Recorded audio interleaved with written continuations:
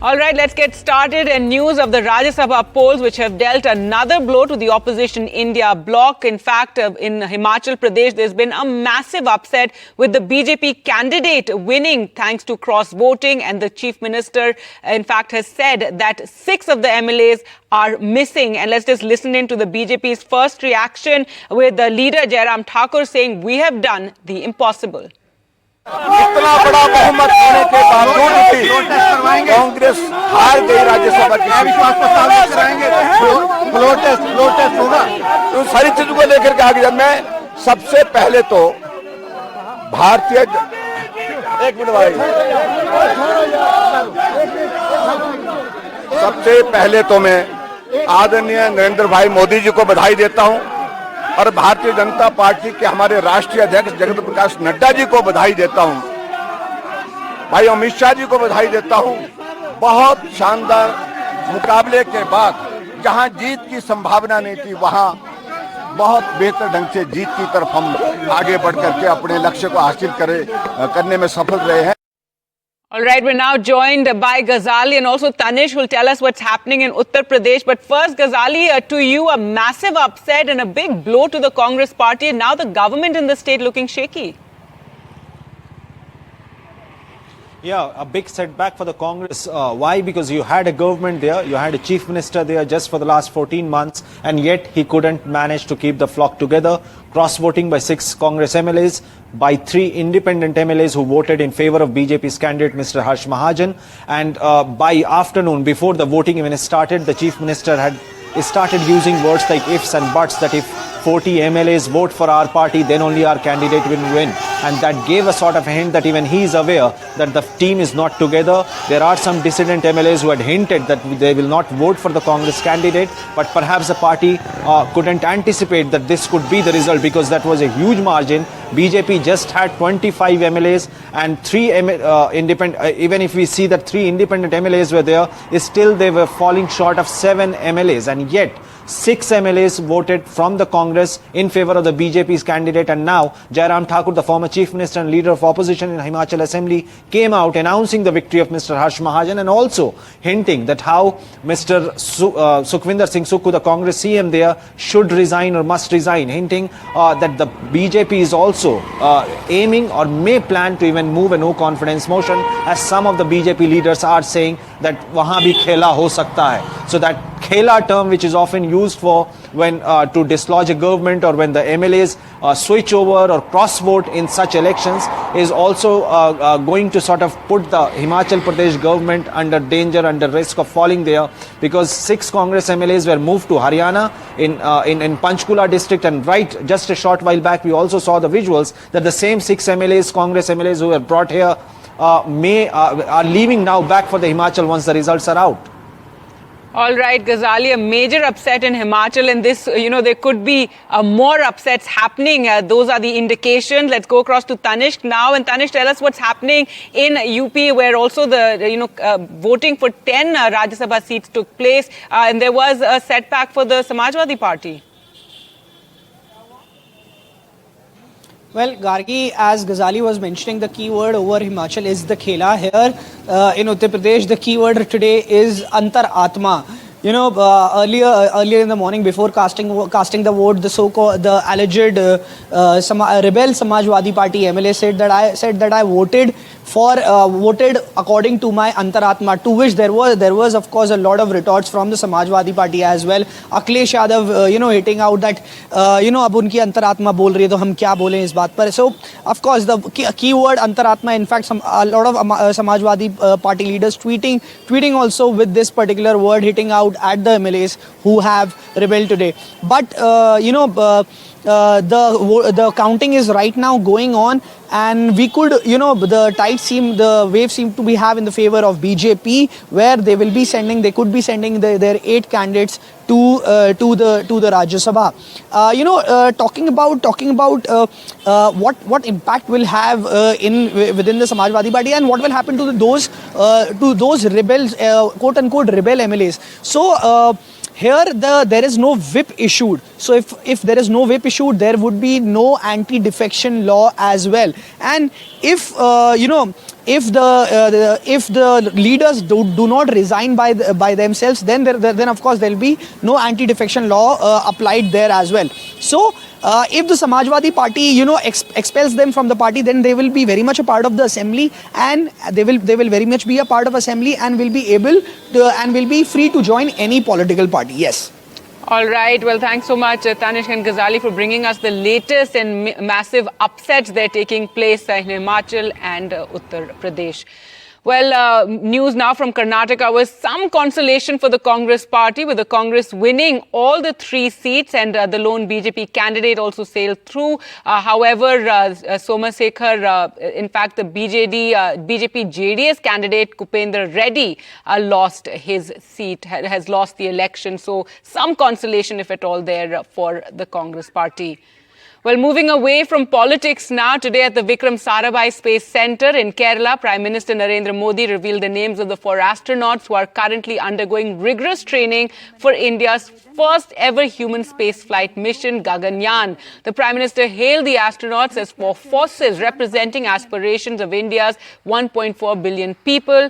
And he said this was a defining moment in the country's history. हर राष्ट्र की विकास यात्रा में कुछ क्षण ऐसे आते हैं जो वर्तमान के साथ ही आने वाली पीढ़ियों को भी परिभाषित करते हैं। आज भारत के लिए ये ऐसा ही क्षण है। So who are the fabulous 4? Here's a report. कोई भारतीय अंतरिक्ष में जाने वाला है, टाइम भी हमारा है और रॉकेट भी हमारा है। From the gates of NDA to limitless space, Group Captain Prashant Balakrishnan Nair, Group Captain Ajit Krishnan, Group Captain Angad Pratap and Wing Commander Shubhanshu Shukla are all set to create history. I request the astronaut designates to kindly come on the dais. After announcing the names of the Fab 4 during his visit to the Vikram Sarabhai Space Centre in Kerala, the Prime Minister pinned wings on India's new heroes as they start to prepare for Gaganyaan, India's first manned mission to space.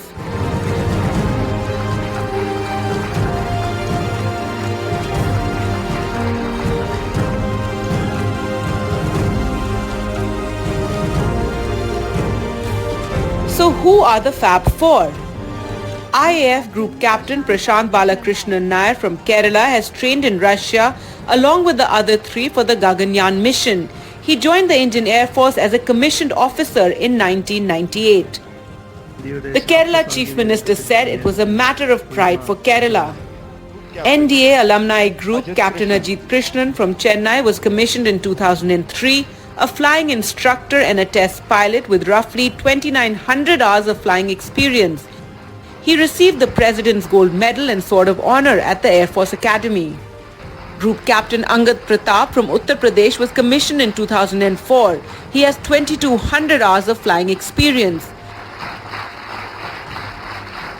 Wing Commander Shubhanshu Shukla is a fighter combat leader and has flown various aircraft including the MiG-21, Dornier, etc. After the massive success of Chandrayaan-3, India is getting ready to take its next leap into space with its 4 heroes. With Malvika Murli, Gargi Rawat for NDTV. The Aam Aadmi Party today announced Lok Sabha election candidates for Delhi and Haryana. The candidates' announcement comes 2 days after AAP and Congress finalized the seat-sharing deal. The party is fielding a Malvinagar MLA Somnath Bharti from New Delhi, which is currently represented by Meenakshi Lekhi from the BJP. Also from Kurukshetra in Haryana, Aam Aadmi Party is fielding Sushil Gupta. And more election news now from the BJP. And a crucial BJP meeting will take place on the 28th and 29th of February. The BJP Central Poll Committee will meet on 29th of February. And sources have said the BJP will be releasing its first list of candidates. Let's go across to Akhilesh for more. Well, Gargi, the BJP's Central Election Committee, which decides the tickets for the respective elections, is going to meet on February 29th at 7:30 at party headquarters in Delhi. Prime Minister Narendra Modi, BJP President JP Nadda and other senior leaders will be participating in this meeting. And this is for the first time that even before the Lok Sabha elections are announced by the Election Commission of India, the BJP is going to come up with its first list of the candidates for the upcoming Lok Sabha elections. We have been told by the sources that around 90 to 100 names will be finalized in the first meeting of the CEC, and before that the BJP is doing the exercise to consult the state units. In fact, on Saturday, Party President JP Nadda had consulted state units of Uttar Pradesh and some other states, and tomorrow around half a dozen state units will be coming. Leaders of all these units will be coming to Delhi to consult with the top leaders of the party, including Madhya Pradesh, Rajasthan, Assam and other states. And after that, the names will be finalized and that will be put before the Central Election Committee. We have been told by the sources that in the first list, names of Prime Minister Narendra Modi, Home Minister Amit Shah and other senior ministers will be figured, and apart from them, various ministers who are likely to contest, their name will also be there in the first list of the BJP. Some sitting MPs may be denied tickets. This is what the sources are indicating. This is to fight the anti-incumbency, and BJP is likely to field candidates on the seats where it lost in 2019 Lok Sabha elections. So this is the exercise which the BJP is undertaking. All right, so the BJP to focus on the weak seats. Thanks so much, Akhilesh, for joining us with those details and more of the BJP and Prime Minister Narendra Modi's big South push, a two-state visit of the Prime Ministers. The Prime Minister is visiting Kerala and Tamil Nadu today, where he held a roadshow and a rally in Tirupur. The BJP's trump card to increase vote share in both these states, and the Prime Minister also invoked the legacy of MGR and Jayalalitha. With the BJP's vote share dwindling in Tamil Nadu and Kerala between 2019 and 2021, it's Prime Minister Modi's third tour of the southern states in 2 months to increase the Saffron Party's political fortunes ahead of 2024 polls. The ruling DMK that swept the 2019 polls is turning the heat on the BJP over what it calls financial discrimination and lack of special packages for flood-ravaged Chennai and Tuticorin. Slamming the India alliance over corruption, the Prime Minister reeled out numbers to counter. Tamil Nadu में मोदी इन guarantee का अर्थ है 3.5 करोड़ लोगों को मुफ्त अनाज. Grappling with the exit of its Dravidian ally, the AIADMK, Prime Minister Modi also invoked the legacy of AIADMK leaders, its founder MGR and Jayalalitha, in a bid to woo their followers. Modi in guarantee का मतलब है तमिलनाडु के 6 लाख से अधिक ग्रामीण परिवारों के लिए पीएम आवास. डीएमके के कारण जो राजनीति हो रही है वो एमजीआर साहब के लिए अपमान जैसा है. अगर एमजीआर के बाद कोई था तो वो अम्मा जयललिता जी थी. The rally marked a culmination of BJP State Chief Annamalai's Padayatra, touching all assembly seats. Bharatiya Janata Party is growing organic because common people, neutral voters are shifting towards us. Former allies PMK, DMDK and PT are inching towards the AIADMK. So far, only one party, GK Vasant's TMC, has joined the NDA. With negligible presence in the Dravidian heartland, alliance-wise, the isolated BJP is on a weak wicket. Modi would be hoping his frequent visits and Annamalai's Padayatra could make a dent this time. At Palladam and Tirupur district, with Suresh, Sam Daniel, Find TV. In other news, the Supreme Court today came down heavily on the centre for not taking any action in a case of misleading and false advertisement by Patanjali Ayurved, which is co-owned by Yoga Guru Ramdev. The government is sitting with its eyes closed, is what the Supreme Court said. The top court also said the entire country is being misled through such advertisement. This is very unfortunate. The government will have to take some immediate action, said the bench. The bench also directed the company to stop all electronic and print advertisements of its medicines giving misleading information with immediate effect. And a water crisis in India's IT capital, Bengaluru. 24-hour supply of water has been cut in some parts of the city, and India's IT capital is bracing now for a hot summer. Citizens are struggling to save every drop of water, and meanwhile, the Congress and BJP are sparring over this crisis of water scarcity, but it's the citizens who are suffering. As the water scarcity looms large over Bengaluru, those like Navya, a mother of two, from Horamavu area in the city's outskirts, is struggling to save every drop of it. नहाने को पानी नहीं, school जाने time में late हो जाता है पानी के वजह से, जो कमाते हैं वो पूरा पानी के लिए देना पड़ता है, स्कूल भाड़ा ये सब भरने को पैसा नहीं है, सभी पानी वाला ही ले रहा है. At a time when people are spending money like water on tankers and waiting in long queues to buy water cans, Bengaluru's Water Supply Board announced that supply will be cut for 24 hours in certain areas of the city for essential maintenance work and to install water bulk flow meters. This only added to the concerns. They already cutted the Kaveri water supply problem, madam, here. We don't have 24 hours Kaveri water supply also, and that whatever we bought the can also, that also they cut it out for 24 hours, they cut it down, ma'am. How can we leave the people without drinking water, ma'am? 24-hour water supply cut will affect areas like Dasarahalli, RR Nagar, Vigyana Nagar, Nandini Layout, Vibhutipura, BHEL Layout and more. Greater Bengaluru areas from KR-Puram, Mahadevapura to Horamavu are facing acute water shortage. While the Congress is exploring the option of digging more bore wells, the BJP accused the ruling government of failing to address this grave issue. Around 20% of Bengaluru's 1.3 crore people are dependent on water tankers only to keep their head above water, literally. And imagine the plight of these people if there's water supply that's cut from the Bengaluru's Water Supply Board for 24 hours. People will continue to remain thirsty for very long. With camera person Govind, Pratibha Raman in Bengaluru for NDTV.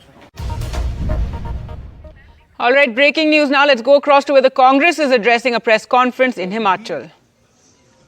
कोई party 25 और 43 के आंकड़े या equation में 25 वाली party 43 वाले के विरुद्ध उम्मीदवार खड़ा करती है तो उसका सिर्फ एक और एक ही संदेश हो सकता है.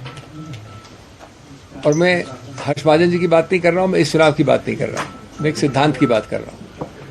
वो संदेश है कि हम बेशर्मी से वो करेंगे जो कानून में अनुमति जिसकी नहीं है. अगर आप समझते हैं कि एक व्यक्ति या दो व्यक्ति या 9 व्यक्ति अचानक एक नई नीति, एक नई सोच, एक नई आइडियोलॉजी के अंतर्गत कल रात के डिनर और आज सुबह के नाश्ते के बाद बदल गए हैं, तो मैं समझता हूं कि हम सब, जो अंग्रेजी में कहावत है, एक फूल्स पैराडाइज पे रहते हैं.